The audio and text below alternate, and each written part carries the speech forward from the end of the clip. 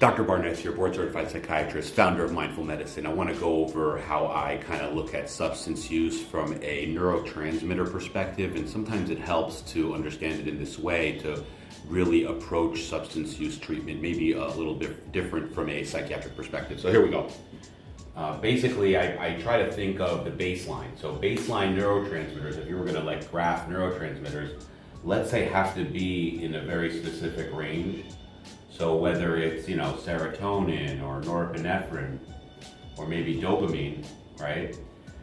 It would have to potentially be in this range, right? Let's call this range like a normal range. And normal physiology would say that your neurotransmitters would kind of, stay within this range. But what happens is when you use a substance, pick any substance that you could think of, you start to change the neurotransmitters in the brain. So what happens? So instead of it staying in these normal ranges, you get an uptick.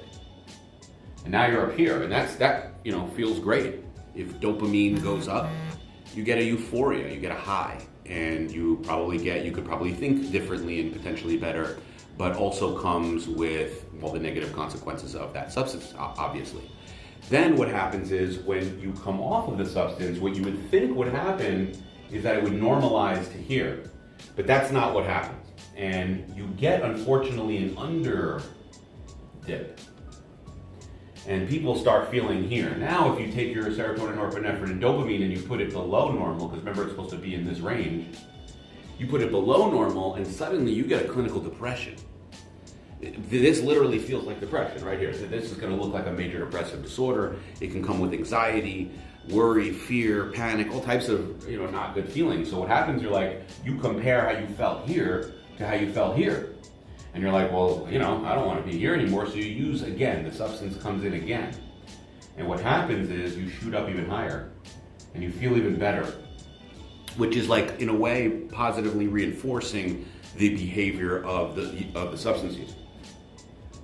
You could see where this goes, right? And then you get sort of a rebound followed by a undulating kind of graph.